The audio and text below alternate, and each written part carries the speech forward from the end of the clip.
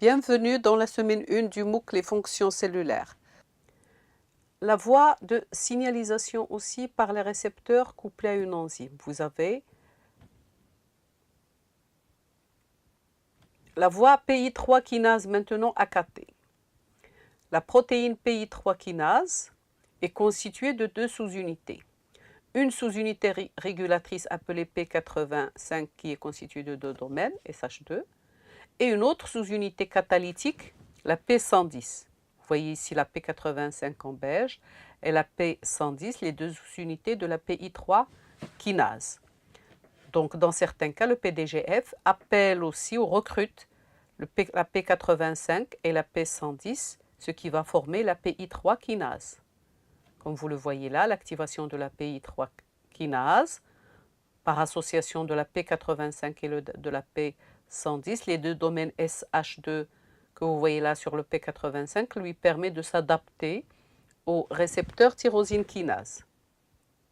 Voilà l'adaptation, phosphorylation des lipides membranaires, les lipides membranaires ainsi phosphorylés.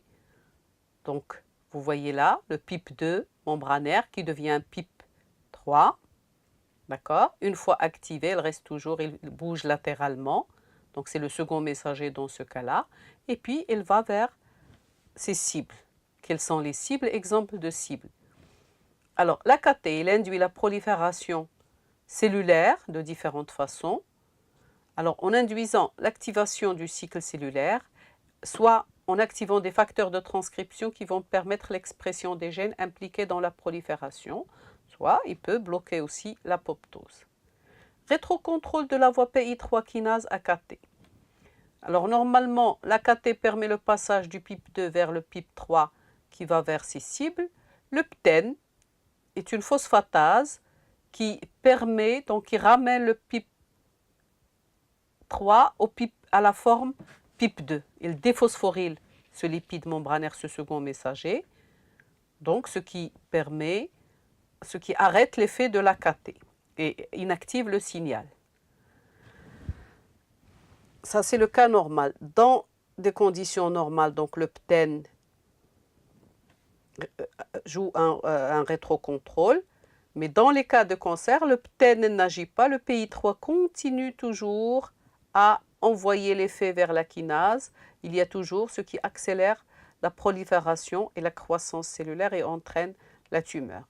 Donc PTEN, dans ce cas-là, est un gène suppresseur de tumeur dans la voie AKT. En résumé, vous avez donc dans la voie PI3 kinase AKT, le PDGF fixé sur son récepteur qui dimérise, phosphorylation, et la voie AKT kinase permet d'activer soit des facteurs de croissance tels que le NF-κB qu'on verra plus loin, soit augmenter la quantité des cyclines D qui contrôlent la prolifération cellulaire.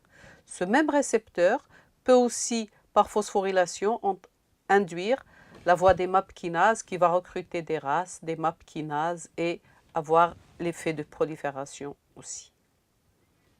L'insuline, par exemple, utilise ce même mode des récepteurs couplés à des protéines, couplés à des enzymes, comme vous voyez là. Il y a phosphorylation, recrutement de plusieurs substances de différentes couleurs telles que vous les voyez là. PIP2 transformé en PIP3, vous avez vu l'effet là, plusieurs cibles qui varient. D'accord? Là, regardez là, le PIP3 qui agit sur le GLUT, ce qui permet donc le transport facilité du glucose, donc plusieurs effets, là la voie RAS, la voie RAF, la MAP kinase, et c'est un peu plus compliqué, mais on va l'étudier, vous allez l'étudier plus loin dans d'autres modules. C'était la signalisation membranaire par des récepteurs membranaires. D'autres récepteurs intracellulaires et nucléaires existent dans la cellule. Et donc les récepteurs peuvent être soit cytosoliques, soit passés dans le noyau après fixation lipidique. Alors, plusieurs molécules utilisent ce type de récepteurs nucléaires et cytosoliques. C'est le cas des hormones liposolubles, qui sont des hormones telles que les hormones stéroïdiennes, la vitamine D, le cortisol, l'aldostérone, les hormones thyroïdiennes que vous allez voir en physiologie. Je vous remercie de votre attention.